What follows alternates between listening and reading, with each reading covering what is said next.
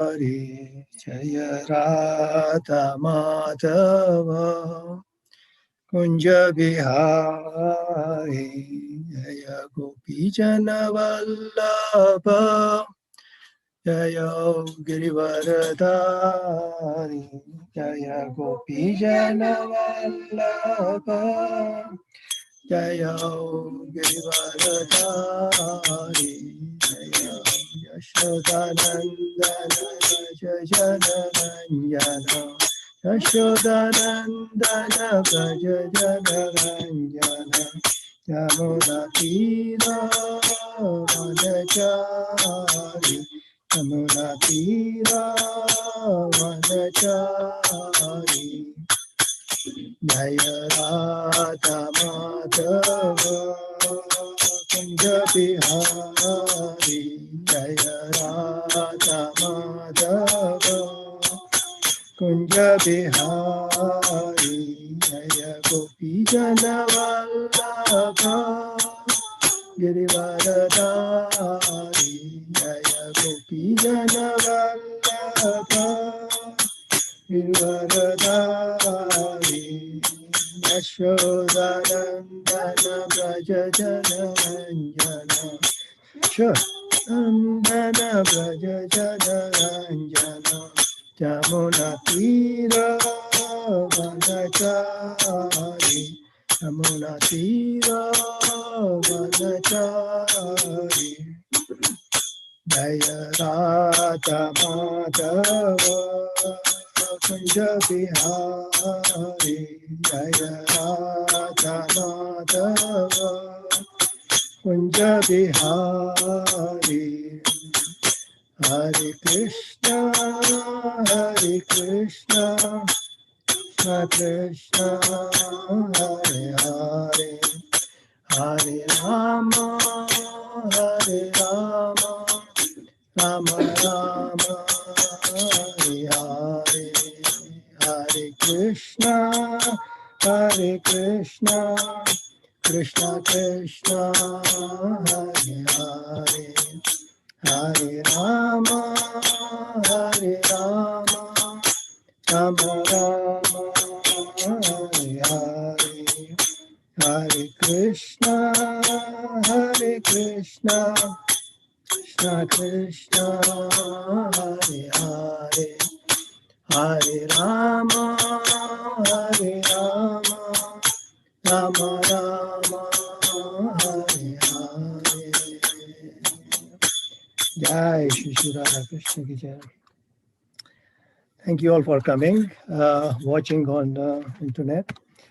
We'll start with Mangalacharan prayer.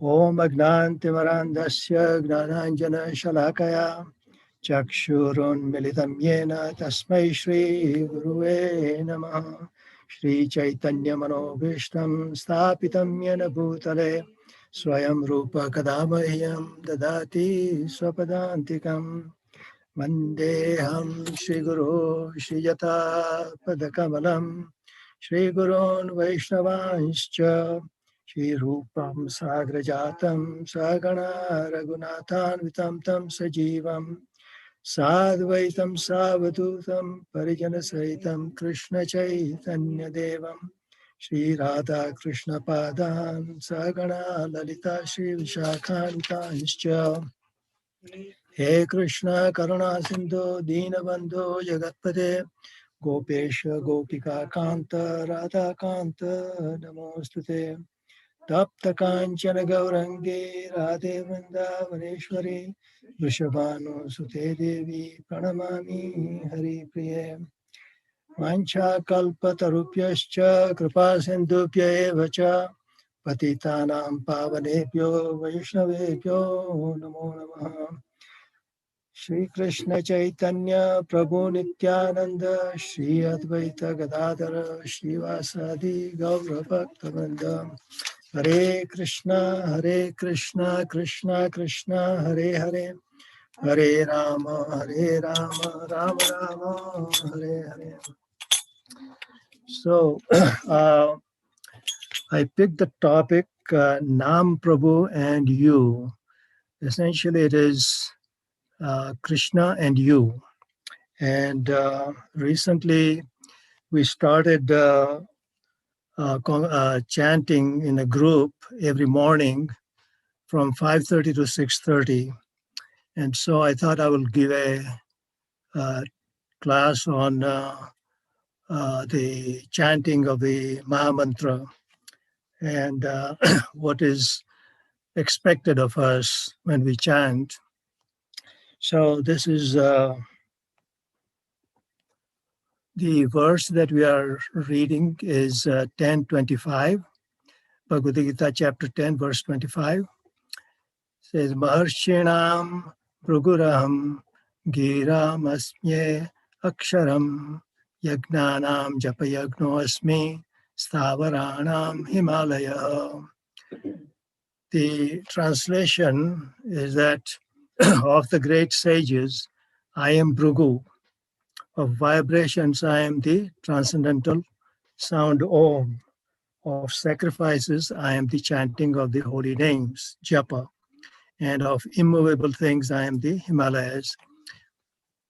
As such, there isn't a verse in the Bhagavad Gita which just talks about Japa. So I chose this verse. The purport is very short. We'll be talking about doing how to do the Japa. So the purport, Prabhupada writes, and says, Brahma, the first living creature within the universe, created several suns for the propagation of various kinds of species. Now, here it says various kinds of species. So it's not just human beings, but animals, birds, plants, every kind of species. So he created several suns for the propagation of various kinds of species. Among these suns, Bhrigu is the most powerful sage. Of all the transcendental vibrations, Omkar represents Krishna. And we hear that Omkar in many places. Many people practice that. It's very well-known sound, Om. Of all sacrifices, the chanting of Hare Krishna, Krishna Krishna, Hare Hare, Hare Rama, Rama Rama, Hare Hare is the purest representation of Krishna. So this chanting of Hare Krishna mantra, it represents Krishna. Sometimes animal sacrifices are recommended in the Vedas, but in the sacrifice of Hare Krishna, there is no question of violence. It is the simplest and the purest. Whatever is sublime in the worlds is a representation of Krishna. So this is how it is defined, that whatever is sublime is a representation of Krishna. And there are many things that are described in chapter 10 and chapter 11, where Krishna claims him to be the person representing that. Whatever is sublime in the world is a representation of Krishna. Therefore, Himalayas, the greatest mountains in the world, also represent Krishna. The mountain named Meru was mentioned in a previous verse, but Meru is sometimes movable, whereas the Himalayas are never movable, they are fixed. The Himalayas are greater than Meru. This is the purport by His Divine Grace A.C. Bhaktivedanta Swami Srila Prabhupada. Srila Prabhupada ki jai. So in the purport, we read that of all the sacrifices, chanting of Hare Krishna, Krishna Krishna, Hare Hare, Hare Ram, Ram Ram, Hare Hare is the purest. It's the purest representation of Krishna. There is nothing other than Krishna, other than this one to be more pure. So it is called purest. And we, during our initiation, we are asked to chant this mantra minimum of 16 rounds. Okay. Lord Chaitanya, who is Krishna himself, quoted the following verse from Virana Naradiya Puran. uh,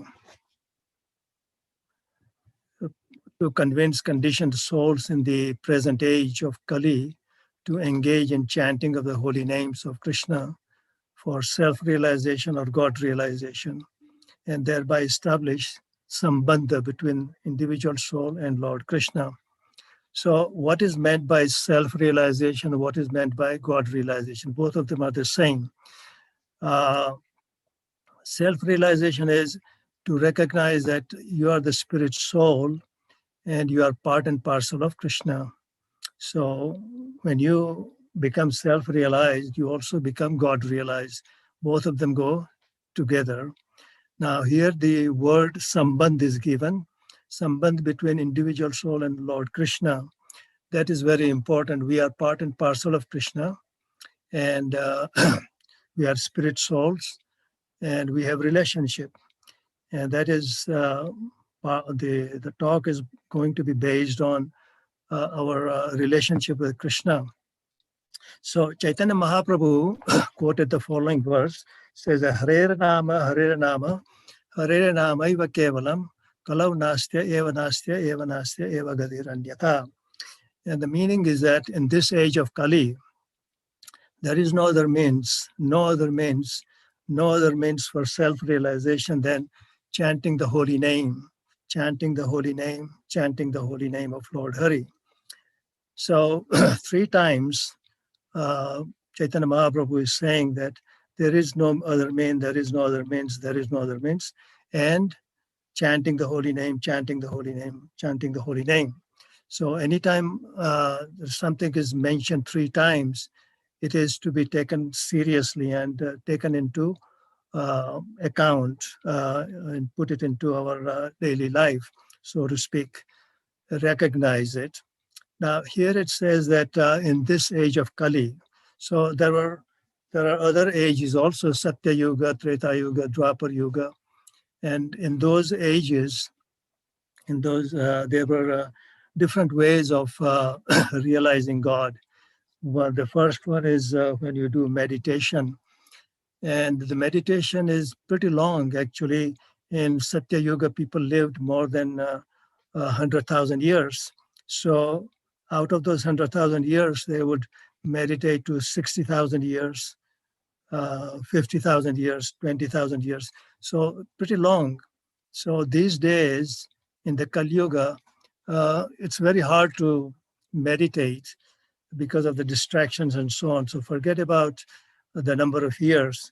So that is not recommended. And there is also fire sacrifices were recommended in one of the ages, and for which we need chanting of the mantras. And the mantras, they are all in Sanskrit. They have to be properly pronounced. And in those days, there were brahmanas who would chant very accurately those mantras.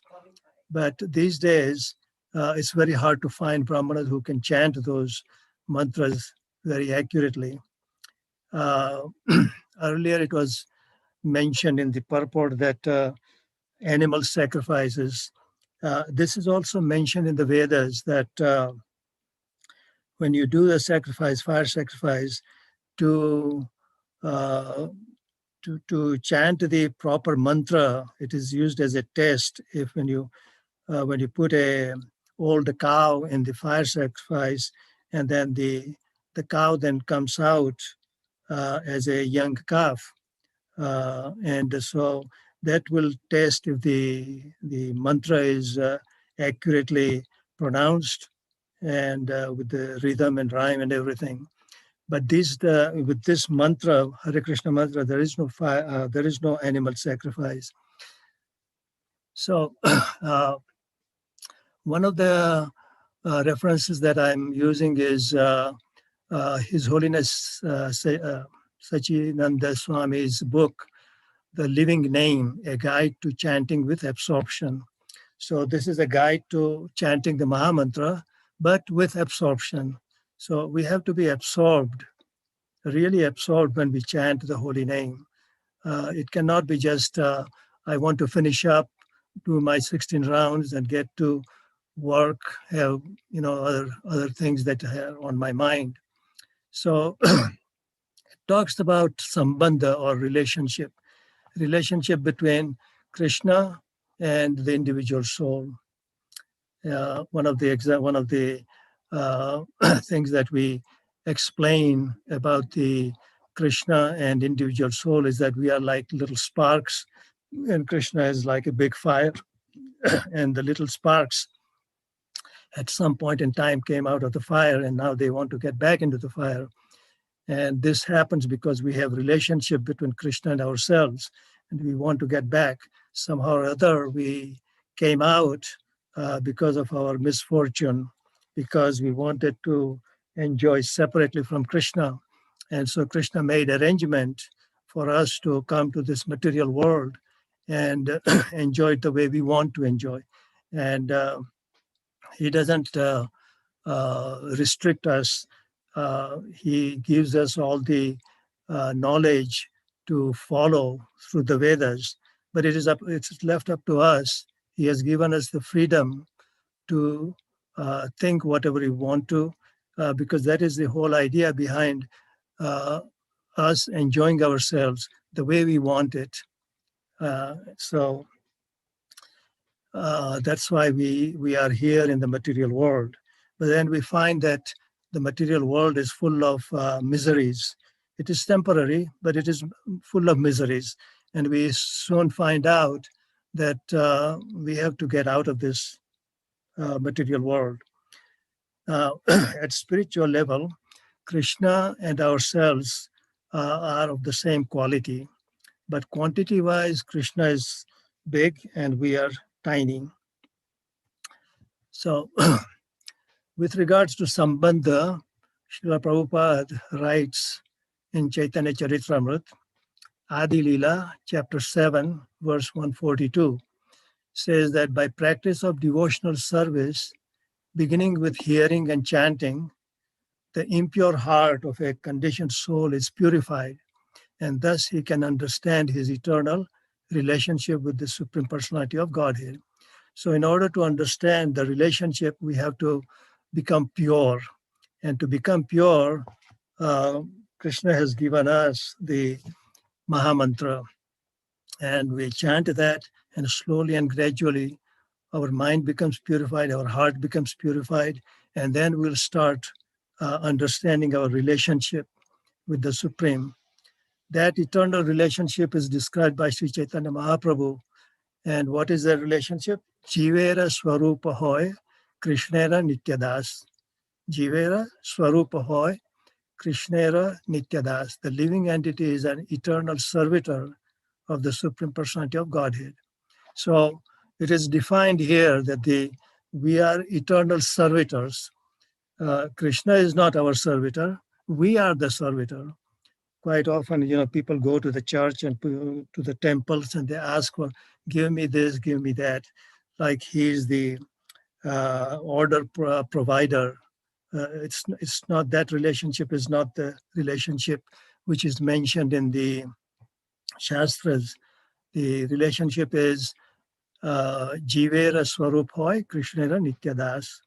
So when one is convinced about this relationship, which is called Sambandha, he then acts accordingly. So when we recognize our relationship, then we act accordingly. Like, for example, in the material world, we have relationship with our parents, we have relationship with our brother, we have relationship with our boss. So we act accordingly depending on the relationship that we have. And so that is, and then the acting accordingly, that is called abhideya. Abhideya is the acting. And what is the final result? The final result is prayojana, siddhi, that is fulfillment of the ultimate goal of one's life. So with this sambandha between individual soul and and Krishna, we hope to reach our goal, and our goal of self-realization, that is who we are in relation to Krishna and who Krishna is in relation to us. Okay. The next slide is we can make our chanting effective. So this is the main thing that all of us face. Do we chant it effectively, or are we not chanting it effectively? So if we chant the Mahamantra in Sambandha, so with relationship, so if we have that in mind, then our chanting becomes very effective. So by becoming aware of our relationship with the Lord, that is Sambandha, our chanting becomes effective. Sri Chaitanya Charitamrita states in Madhya Lila, chapter 22, verse 33, that one is immediately freed from the clutches of Maya if he seriously and sincerely says, "My dear Lord Krishna, although I have forgotten you for so many long years in the material world, today I am surrendering unto you. I am your sincere and serious servant. Please engage me in your service." This is the uh, prayer or request that we make to Krishna, and Krishna then takes us and gradually makes us aware of our relationship to Him. So this is stated in Chaitanya Charitamrita, and we'll come to this again. Okay. Srila Prabhupada quotes the following verse from Chaitanya Charitamrita with regard to surrender. So we are talking about surrender, and Prabhupada has written that Tate Krishna Bhaje Kore Guru Rasevana Maya Jal Chute Paya Krishnera Charana. This is a Bengali verse, and the meaning is, if the conditioned soul engages in the service of the Lord and simultaneously carries out the orders of his spiritual master and serves him, he can get out of the clutches of Maya and become eligible for shelter at Krishna's lotus feet. So, what it means is that uh, when we take initiation from a spiritual master, we follow whatever the spiritual master asks us to do. We have to take those orders seriously. And so here it says that if the conditioned soul engages in service of the Lord, devotional service that is, and simultaneously at the same time carries out the orders of the spiritual master and he serves him, then he can get out of the clutches of Maya. So this is promised. There is a promise that one will get out of the clutches of Maya if we follow the orders of the spiritual master and carry out his orders. Uh, Such a person becomes eligible for shelter at Krishna's lotus feet. So slowly and gradually, we overcome Maya, and then we become purer and purer, and then we become eligible to come to the lotus feet of Krishna. Srila Prabhupada explains in the purport to this above verse that it is a fact that every living entity is eternally a servant of Krishna. It is a fact. We are servants of Krishna, but somehow or other, we do not like to be servants. So, and this is forgotten due to the influence of Maya. Maya makes us forget that we are the servants of Krishna, which induces one to believe in material happiness. So in this material world, we go after material happiness and we think that is the way to do, that is the way to live, that is the way to make our family happy, this is the way to get advancement in material life so that we become more and more happy. Because happiness is, uh, it is,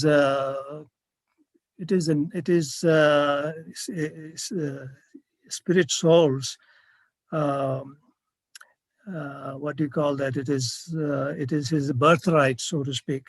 It is his right to be happy, and that's why we always look for happiness.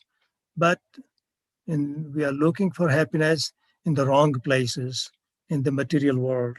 We are looking for happiness. We should be leaving this material world and go back to the spiritual world. This material consciousness is like a chain around the neck of the conditioned soul. Prabhupada writes that it is like a chain. So when you have a chain around your neck, you can't go anywhere. And the reason is because we think that this is the way to acquire happiness. We don't know anything else. So as long as he is bound to that conception that material happiness is the only way, he cannot get out of Maya's clutches. However, if by Krishna's mercy, he gets in touch with a bona fide spiritual master, he abides by his orders and serves him, engaging other conditioned souls in the Lord's service also. He then attains liberation and Lord Krishna's shelter. Now, in this last portion where it says that he then attains liberation and Lord Krishna's shelter. So there are two things. One is liberation, and the other one is getting the shelter of Lord Krishna. It is not automatic that once you get liberated, you will also get Krishna's shelter. These are two different things, and we'll come to that. Okay, the chain around the neck that Prabhupada mentioned, His Holiness Sachinandana Swami illustrates with a story how this chain of material consciousness around the neck of a conditioned soul works. How does it work? This is a nice story. It's practical. We see this happen. So there was a circus in India. He starts out with this story. There was a circus in India that burned down, and all the animals used in the circus escaped from their cages.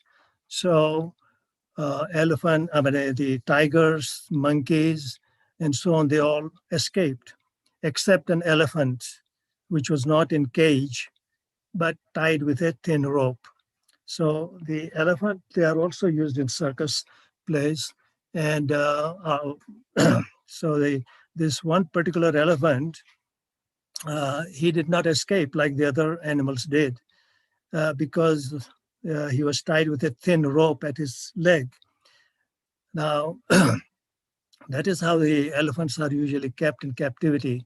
One of the legs is chained, usually the hind leg, one of them is chained with a chain.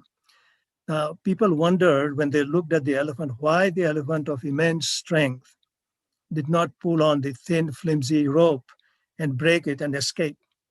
I mean, it's logical to think that such a flimsy rope and such a strong animal, why did it not escape? Usually the elephants are caught. Now, this is how the elephants are caught in the wild and trained. So as the story goes, this elephant was caught and its one leg chained. The elephant tried its best to escape by pulling on the chain. It tried and tried and tried and tried and couldn't escape. Its leg got wounded, it got hurt real bad, and it was painful for the elephant. But he learned a lesson over a period of several days that it cannot break the chain. So that is now fixed in his mind, that no matter how much he pulls on the chain, he's not going to be released. So that is our situation too. Now, the trainers of the elephant removed the chain and replaced it with a flimsy rope and sold the elephant to the circus. And then the circus people will then train the elephant to do whatever tricks they want to teach him. This elephant always remembered how it was bound when it was young and could not escape. He remembered that. He tried for several days to escape, but couldn't do it. The iron chain still existed in its mind, even though the chain was removed and replaced with a thin rope. It was ingrained in its mind that it cannot break the chain attached to its leg. So this was fixed in his mind, and he would not try again, even though he was tied with flimsy rope. It was ingrained in his brain that he just cannot escape. Similarly, each of us have the firm notion that we are bound by an iron chain in our mind, and our behavior attests to that in our conditioned nature. Uh, so we go after material happiness. That is in our mind. It is like, well, this is the only way to get happiness, and this is Maya, the illusory energy of Krishna. As a matter of fact, this chain feels like it is a part of ourselves. We don't think anything else. We think that, well, this is the way we are supposed to live in this material world. This is the way to achieve happiness, buy a new car, buy a bigger house, and that way we become happy. But all this material happiness doesn't last for long. So you buy a house, it's nice and good, and you like it, you live in it, and after some time, things starts breaking. So it is temporary. That is the nature of material world. It is temporary. So His Holiness Sachinandan Swami states allegorically that it is covered, the chain is covered with rust of impressions and desires hardened over many lifetimes. So this is what is in our brain, in our mind. There is impressions are there, desires are there, and that has made us think that this is the only way to get happiness. It's a nice example that His Holiness gave about the elephant. So therefore, our chanting will be very effective if we chant our rounds with an awareness of our relationship or sambandha with Lord Krishna. And we already saw this earlier of the Madhya Lila, Chaitanya Charitamrita text, chapter 22, verse 33, that one is immediately freed from the clutches of Maya if he seriously and sincerely says, my dear Lord Krishna, although I have forgotten you for so many long years in the material world, today I am surrendering unto you. I am your sincere and serious servant. Please engage me in your service. There is a verse in in Bhagavad Gita which says that it is very hard to, Krishna himself says that it is very hard to get away from Maya, to conquer Maya. And the only way to conquer Maya is to surrender to him. So Krishna himself says that Maya is not that easy to be overcome. Yeah. Srila Prabhupada has given us the meaning of Maha Mantra in the form of a prayer. And this is, many of us have read this, we know this. It says, "O energy of Krishna, O Krishna, please engage me in your service." The other way to put it is, my dear Radha, my dear Krishna, please engage me in your service. Mahamantra is made up of three seed mantras, three seed names. One is Krishna, the other is Ram, and the third one is Hara or Radharani. So these three seed words are there making up the Mahamantra. And the meaning is that, my dear Radha, my dear Krishna, please engage me in your service. This is what we are supposed to be thinking when we are chanting. So we have a relationship between Krishna and us.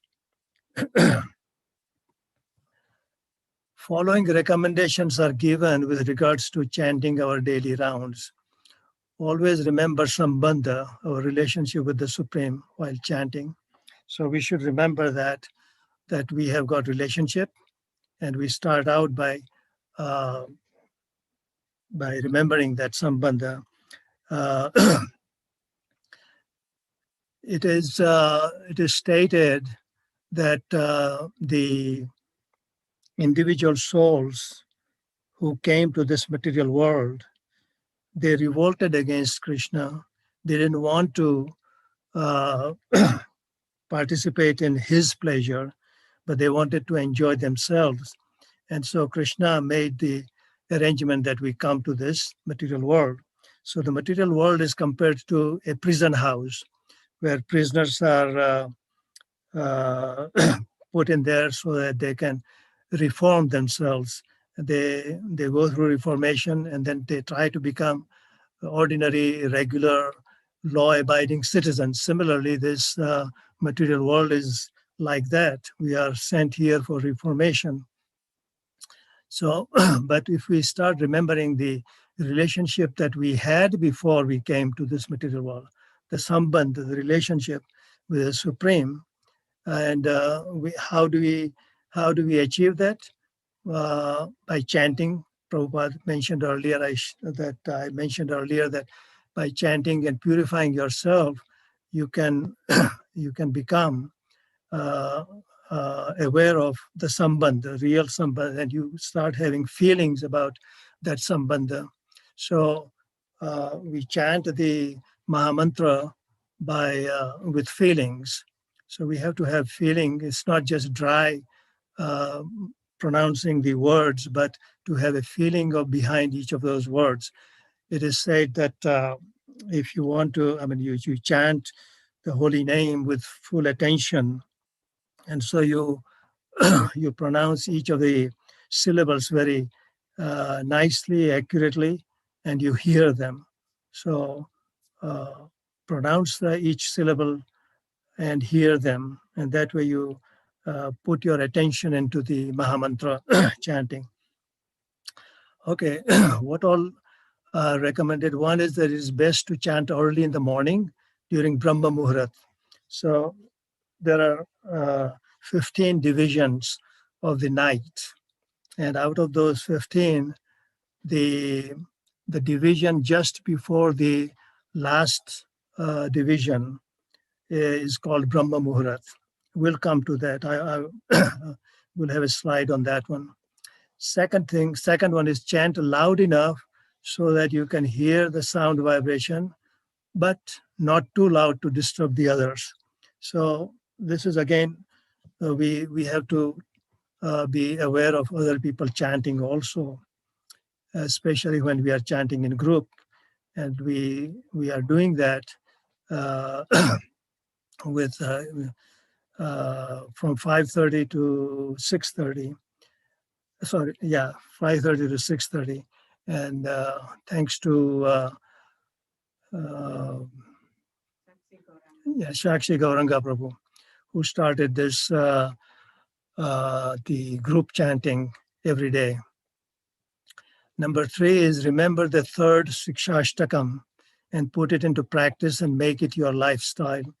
And we'll come to that. I will come to that Sikshashtakam and explain a little bit, where you have to be humble, so to speak. You chant the Mahamantra in a humble attitude. Number 4 is avoid all 10 offenses against the holy name. There are 10 offenses that are given in Chaitanya Charitamrita, and we avoid those 10 offenses in order to make the chanting more effective, because it is sinful to commit those offenses. It is okay. Number 5 is it is good to chant together with other devotees, and so we are doing that. We have started, thanks to Shakshi Gauranga Prabhu.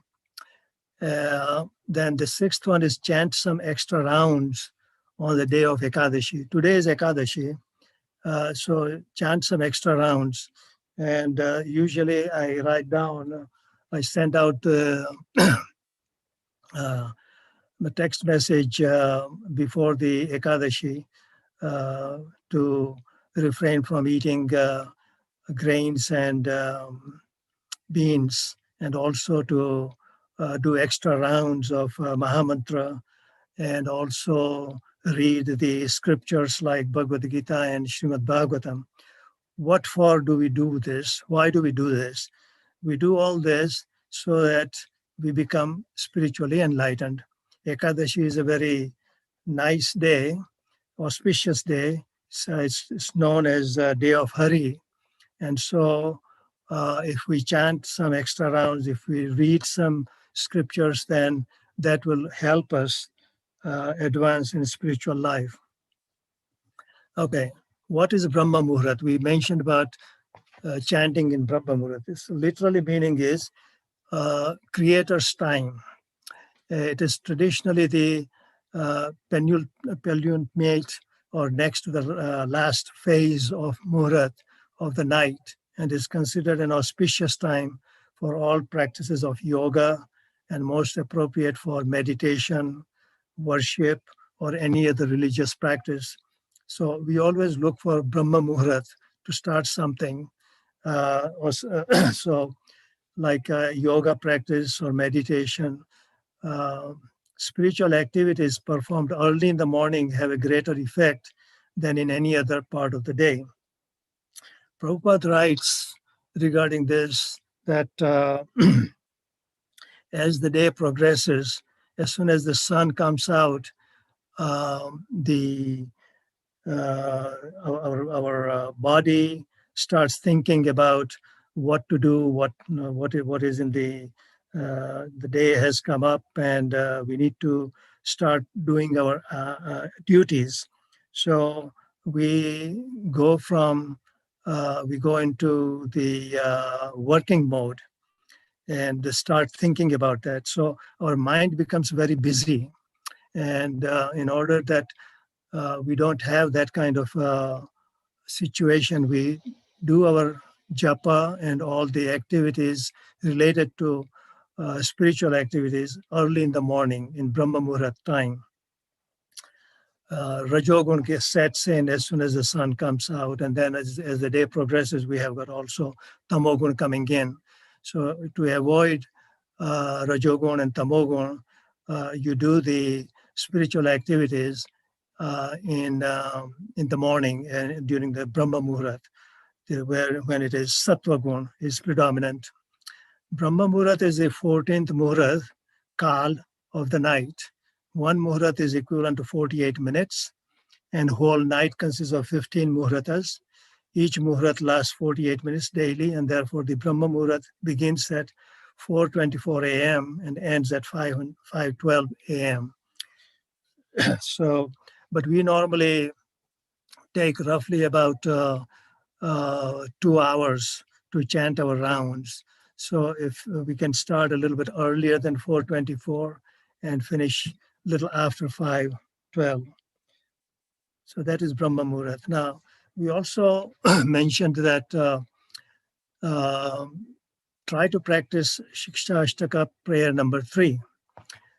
It says that Pranadapi Sunichena Tarorapi Abhi Iva Saishuna Amanina Manadena Kirtanya Sadaharihi.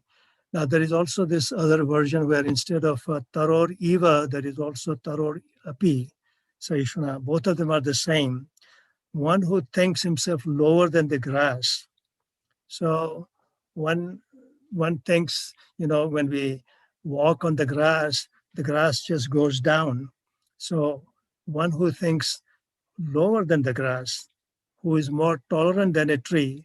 And tolerant than a tree means that, the trees go through so much. Like, people cut their branches, trim them. They go through heat and cold, rain and all that.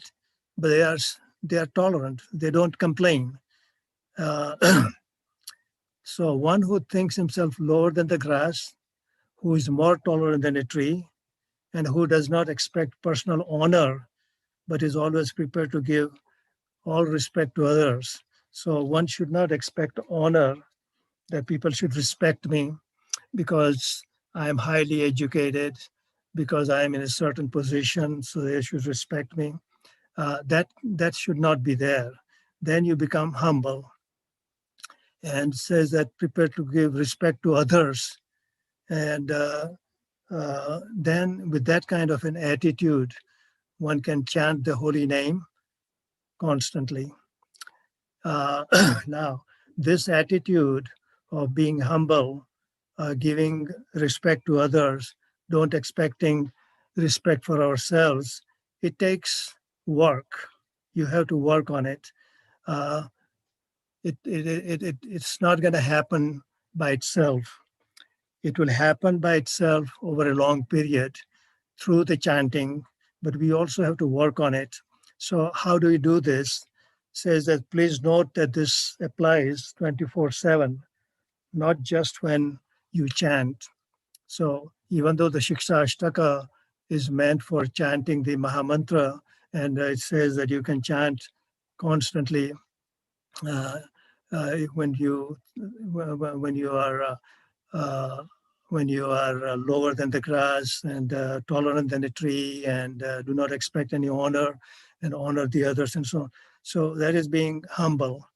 Say not just when you chant, but one has to cultivate a humble lifestyle by becoming aware of day-to-day actions and reactions. So we go to work. We have got certain things to do, and we do them, and we feel great when we are successful. And when we are not successful, then we don't feel great. So everything is related to us, to I. I did this, I did it correctly, I didn't do it correctly. So this ego, which is called the false ego, always plays part in our daily life. So when we are doing our work, whatever it is, we have to take the humble attitude that the success or the failure happens because of Krishna's will. And we have to take it in that way. We shouldn't be too proud of ourselves, of our success, and condone ourselves if we failed. So one has to look at the actions and the reactions and then improve upon them. So this is the practical method of how to become humble. So each time you do something, you question yourself: did I do this correctly? Did I do it with humbleness, or did I do it with myself in mind as the person who is in charge of everything, and did it my way? There is a song by Frank Sinatra which says that I did it my way. No, it's not the my way. It is the way of Krishna. Yeah, and so there is also a saying that my way is highway. If you don't like my way, then you got to take the highway, which means that get out of here. So, but if we are humble, we always think that whatever we do, it is ordained by Krishna.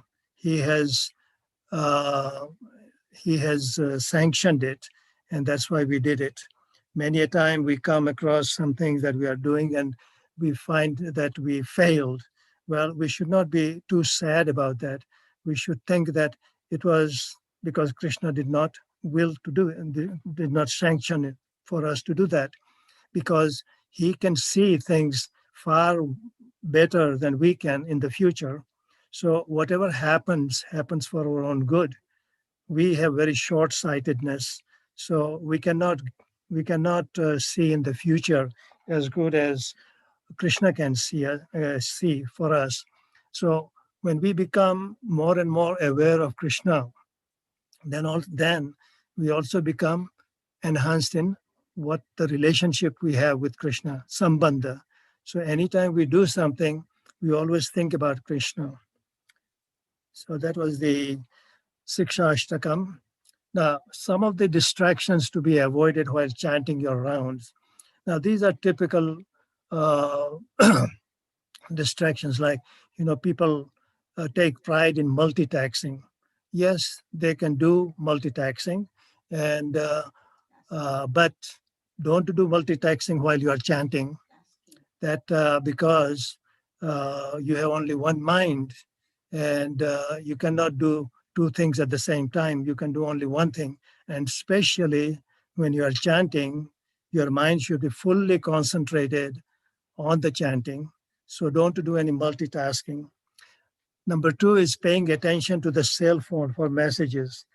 This is new technology since last few years, and we always we have the cell phone right beside us. It's not like the old system where the phone is at home, and when you get back from work, you look at if you have any messages. It's not like that.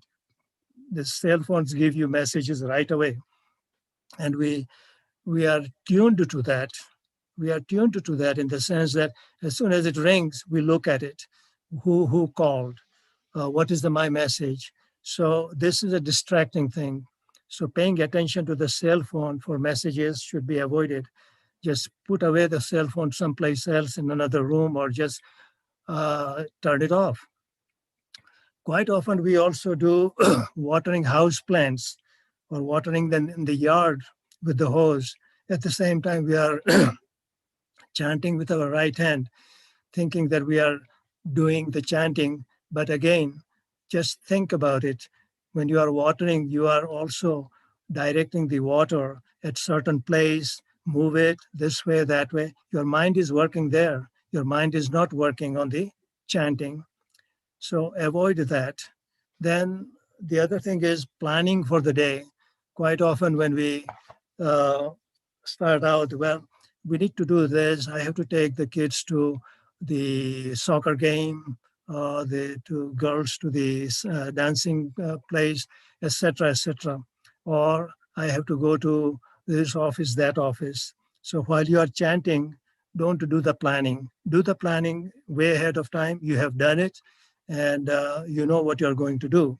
But you have allotted a certain time period in from the day to chant the Mahamantra. So 5:30 to 6:30 that we just started, uh, that is a good thing. That way you can uh, chant with full attention and chant it with other other devotees who are also chanting. It will prompt you to be awake and chant, and don't get distracted. Some people do the sorting mails. The mail has come in, and oh, it won't take a long time. I'll just look at who sent me the mail. Same thing with the computer emails also. These things are to be avoided. Quite often, we also are watching news on TV and the chanting. And then the last one is chanting while a class is going on. We know that. We have done that. Many people do that because the reason for that is because they are behind in their chanting or they don't have the time to chant. Now, what Krishna wants us to do is allot a time, be in full concentration, no distractions, and chant it with attention and remember me while you are chanting. So we have got, Krishna says, we have sambandha, we have got relationship, and think about that and chant. So the last sentence is that we must remember that we have only one mind and that it can focus on one thing only at a time. So it's very hard to do two things with the brain. It's impossible. Because we have only one mind and we have to make use of it only for the purpose that we are concentrating on, not two things at the same time. Okay. There is another thing about chanting with anarthas, and this is known as Namabas. We need to mention this, Namabas. What is Namabas? Bhaktivinoda Thakur in the Harinam Chintamani book talks about what Namabas is. So it is, his simple definition is unclarified name. So Mahamantra, Hare Krishna, Krishna Krishna, Hare Hare, Hare Rama, Rama Rama, Hare Hare. When it is obscured by anarthas, then we don't hear it in its pure sense. So this is unclarified name, and that is called Namabas. So when the name of Krishna is covered by anarthas, then that chanting is Namabas. What are the anarthas? Bhaktivinoda Thakur enumerates three of them, and these are hankering after temporary things. So this is our this is our lifestyle. So we have joined the chanting group but still our mind is, well, I like Chinese food. Uh, I like the SUV of so and so. So these are all material ideas. And so hankering after temporary things. SUV is not going to last for a long time. Whatever Chinese food is not going to last for a long time. This is all temporary. But we think about it. We are hankering after it. So that hankering has to stop. And we have to change our attitude that only Krishna is in our life and we should be thinking about him. The Krishna in Bhagavad Gita always says that remember me all the time. Man bhakto madhyajimam namaskuru mame vishyasi satyam te pratijane priyosime. And in chapter 9 also, the last verse, he said the same thing, that uh, always think of me, uh, become my devotee, worship me, and offer your homage unto me. And that way you will come to me. I promise you this because you are my very dear friend. So you want to become a very dear friend of Krishna. And the only way you can become very dear friend is by doing the chanting with full attention. So this is hankering after temporary things. We mentioned that. Then the number two is weakness of heart and mind. So we are not very determined. We immediately our mind goes to something and we start dreaming about that. We start contemplating about it. So there is weakness of mind. Heart and mind is the same actually. Whatever is in, it is a figure of speech that, oh, tell me what is in your heart, which means that what exactly uh, do you value most. So that is where the heart comes in, but actually it is the mind that is really weak when we uh, get distracted, because the mind goes after what the senses go after. And then number three is offenses. The 10 offenses are there. And these are mentioned, and we mentioned these in our uh, Mangalarti program. So somebody does the 10 offenses, and the idea is that we should avoid these 10 offenses because they are actually against the holy name and people who are trying to promote the holy name. So these offenses are not good to commit. When above mentioned three anarthas are overcome, then our chanting becomes pure chanting of the holy name. One should be very determined to get rid of the anarthas. So this is namabas. Namabas, when you have anarthas coming in the way in your chanting. But now, Namapas is also compared to like dim early morning light before the sun comes up. So the sun is really bright, but early morning, it is dawn. Still, the sun has not come up, but you can see the light. So holy name, even though you are chanting with Namapas, it has got effect on you. So don't think that there is no effect of holy name when you chant in Namabas, but it doesn't encourage, one should not be encouraged to always remain chanting in Namabas. So is there any gain in Namabas chanting? The answer is yes. If we have Sambandha Gnan while chanting, then yes, there is some gain.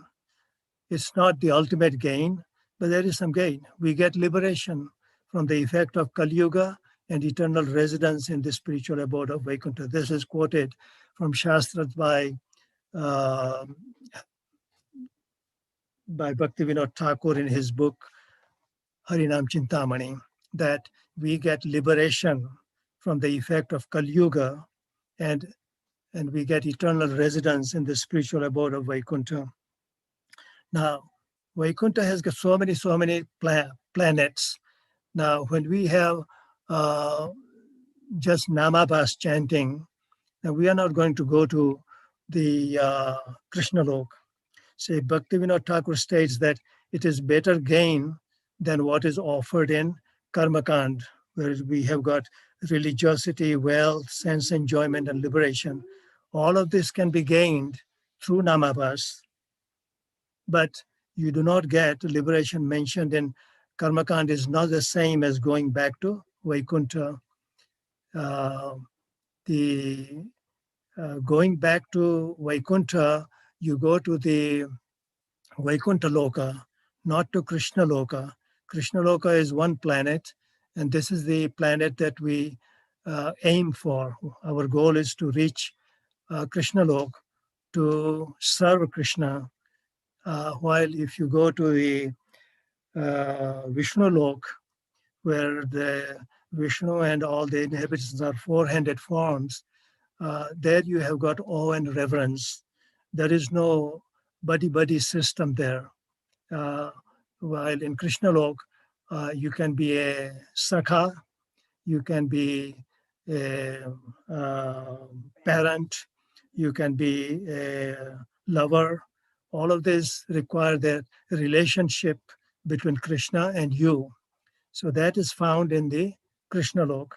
But in the Vishnu Lok, the four-handed form lokas, you have reverence. So you honor each other, and you honor the presiding deity there. So it is not a intimate relationship, is what it means. But you can get to Vaikuntha Vishnu Lok through Namabas chanting. But here it says that it is not the same. Bhaktivinoda Thakur says that it is better than the Karmakand achievement where you get religiosity, wealth, sense enjoyment, liberation. Now, this liberation that we get from Karmakand is not the same as going back to the Vishnu Lok. No, it is quite often in the Brahma Jyoti. You go there. Brahma Jyoti is also very peaceful, and one likes it, but then there is nothing to do there. Prabhupada mentions in his purport that a person can stay in a room alone for some time, but then he gets bored. He needs to interact with other people. And so he then, if he comes out and associates with other people, then he becomes happy. Similarly, these souls that have been liberated into the Brahma Jyoti, at some point they become bored and they come to the material world. So that liberation is not permanent like the liberation that we get when we go to Krishna Lok or Vishnu Lok. Okay, once we are in the Namabas stage, we also go through the clearing stage. So how does that happen? It happens because of we are getting purer and purer by chanting. So as we practice chanting with Sambandha Gnan, slowly we come to pure chanting from Namabas chanting. And that coming slowly, that is the clearing stage. Sambandha Gnan is very important to get to pure chanting. Pure chanting takes us back to Golok Vrindavan, where we engage in devotional service to Lord Krishna. That is our goal. That is what our gurus tell us, that we need to chant and avoid inattention. We have to do chanting with full attention and follow the four regulative principles and obey the orders of the spiritual master. Okay, this pretty much comes to the end of my class, but this is what Bhaktivinoda Thakur said about natural brotherhood. This is what he said. Gradually, when the offensive portions of the established religions are destroyed, so offensive portions of the established religions, we have got at least three established religions: Christianity, Muslim, Hinduism. There will be no more differences in the bhajan performed by the various sampradayas, nor any quarrel between them. So this is in anticipation that this will happen. Then as brothers, the people of all castes and countries will spontaneously chant the holy names of the Supreme Lord together. At that time, no one will hate anyone or consider others dog eaters, nor will anyone be overwhelmed by the pride of high birth. So everything will be humble stage. The living entities will not forget the principle of natural brotherhood. So right now, there is so much fighting going on between countries because of we do not feel ourselves as natural brothers. Well, the natural brotherhood is not there because of the way we feel that this is mine, that is yours. You took away from me, give it back to me. So that false ego is always present, and that's why we fight. But when Bhaktivinoda Thakur foresees that at some point we will have natural brotherhood. So, okay, I think that is the end of story. Okay, if anyone has any questions, we will entertain them. If any corrections to be made.